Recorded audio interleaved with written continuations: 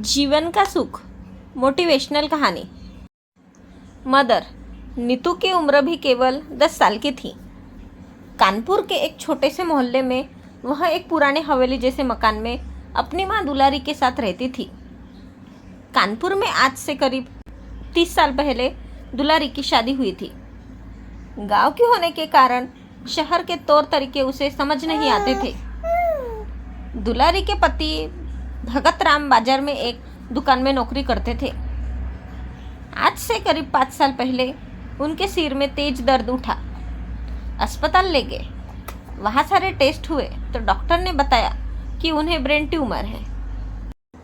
दुलारी की तो जैसे जिंदगी ही बदल गई।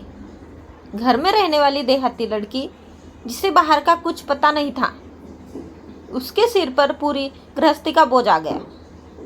साथ ही पति के इलाज के लिए पैसों का इंतजाम भी करना था। दुलारी ने किसी तरह हिम्मत करके घर से बाहर जाकर काम ढूंढा। 1-2 घरों में उसे साफ सफाई और खाना बनाने का काम मिल गया। दुलारी सुबह जल्दी से खाना बनाकर और नीतू को भगत जी के पास छोड़कर काम पर निकल जाती थी।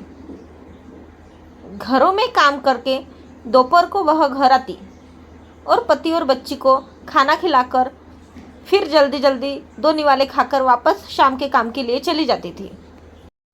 इसी बीच भगत जी की तबीयत बिगड़ती चली जा रही थी। एक दिन जब दुलारी अस्पताल में भगत जी के पास बैठी तो उन्होंने कहा, दुलारी, मुझे लगता है मेरे जाने का समय आ गया है। तू नीतू का ध्यान रखना और जिस हवेली में हम रहते हैं वो मेरे पिताजी के नाम थी। कभी भी उसे मत छोड़ना। बहुत मजबूरी हो तभी मकान बेचने के बारे में सोचना। नीतू को उन्होंने बहुत प्यार किया। दुलारी बिना कुछ बोले बस रोए जा रही थी। अगले दिन सुबह भगत जी चल बसे। दुलारी को कुछ समझ नहीं आ रहा था। आस पड़ोस के कुछ लोगों ने उनका अंतिम संस्कार कराया। किसी तरह 13वीं की गई। 13वीं के 2 दिन बाद ही भगत जी के रिश्तेदार मकान पर हिस्से का दावा करने लगे।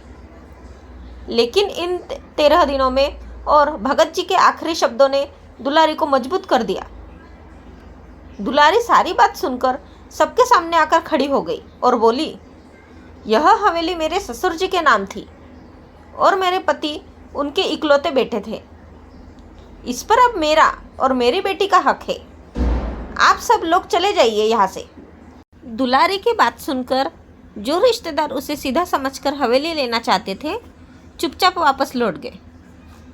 दुलारी सुबह ही नीतू को लेकर काम पर निकल जाती और शाम तक काम करके घर आती थी। वह सारी जिम्मेदारी संभाल रही थी। उसका एक ही मकसद रह गया था, नीतू को पढ़ा लिखा कर काबिल बनाना।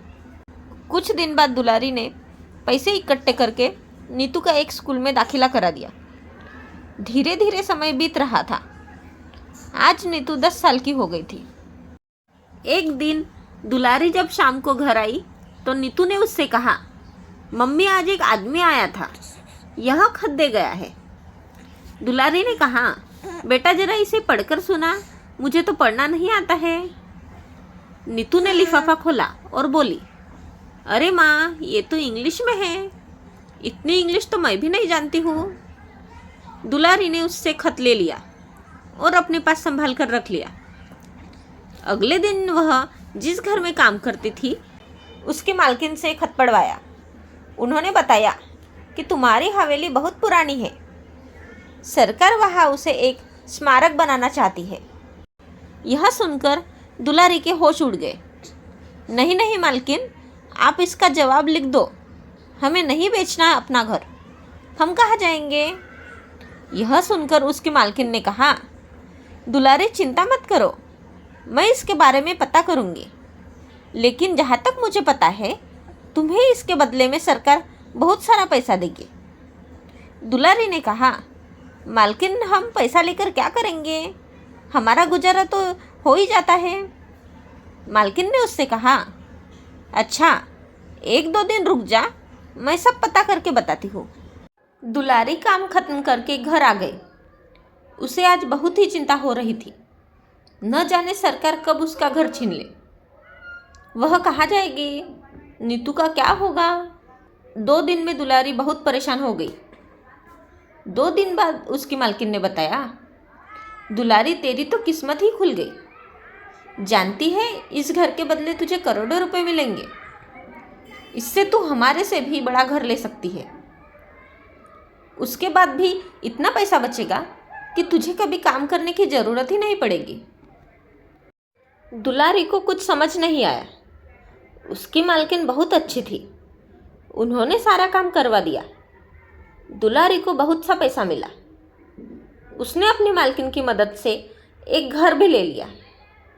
बाकी पैसे उन्होंने बैंक में जमा करवा दिए, जिसका हर महीने ब्याज आता था। दुलारी का सारा काम पूरा हो गया। अब वह अपने नए घर में पहुंच गई। एक दिन वह भगत जी की फोटो के सामने खड़े होकर रो रही थी। नीतू के पूछने पर उसने बताया कि देख बेटी, तेरे पिता के साथ मैं केवल 5 साल रही, लेकिन उन्होंने आखिरी वक्त में भी अपनी सूझबूझ से मुझे मकान के लिए डटे रहने को कहा, जिससे आज हम यहाँ तक पहुँच पाए। अपने आखिरी समय में भी उन्होंने केवल हमारे बारे में सोचा। उस समय मैं कुछ नहीं जानती थी। हमारी हवेली पर तो रिश्तेदार ही कब्जा कर लेते। यह सुनकर नीतू की आंखों से भी आंसू बहने लगे। वो बोली, काश आज पापा जिंदा होते तो कितने खुश होते। यह सुनकर दुलारी ने कहा, बेटी वो तो अपना काम कर गए। मैंने भी उनका कहना मानकर हवेली को बचा लिया। बस अब उनकी एक और आखिरी इच्छा थी, वो तुझे पूरी करनी है। वो चाहते थे कि उनकी बेटी बहुत लायक बन जाए। नीतू ने कहा, माँ तुम चिंता मत करो, मैं एक दिन जरूर पापा का नाम रोशन करूँगी। दुलारी अब भी सभी घरों में काम करती थी। उसने नीतू का दाखिला एक बड़े स्कूल में करा दिया और अच्छी सी ट्यूशन भी लगवा दी थी। नीतू पढ़ाई करते हुए एक दिन IAS अफसर बन गई। वह उस दिन घर आई और बोली, माँ देखो, पापा का सपना पूरा हो गया। तुम्हारी बेटी कलेक्टर बन गई। माँ अब तुम्हें काम पर जाने की कोई ज़रूरत नहीं है। अब आप आराम करो। वैसे भी हमारे पास पैसे की कोई कमी नहीं है। दुलारी बहुत खुश हुई। बेटी आज तूने अपने पिता की आखिरी इच्छा भी पूरी कर दी। जानती है पैसों की ज़रूरत तो बहुत पहले ख़त्म हो गई थी, लेकिन मैं काम इसलिए करती थी जिस काम से तेरा पालन पोषण हुआ, उस काम की मैं बहुत इज्जत करती हूँ। दुलारी और नीतू दोनों भगत जी की फ़ोटो के सामने खड़ी थी। दुलारी ने कुछ देर उनसे बात की, फिर आकर पलंग पर बैठ गई। वह बोली, बस बेटी, अब मेरा काम पूरा हो गया। अब मुझे मुक्ति मिल जाएगी। यह कहकर दुलारी एक और लुढ़क गई। नीतू ने भागकर उसे उठाया, लेकिन वह अब कहाँ? वह तो मुक्त हो चुकी थी।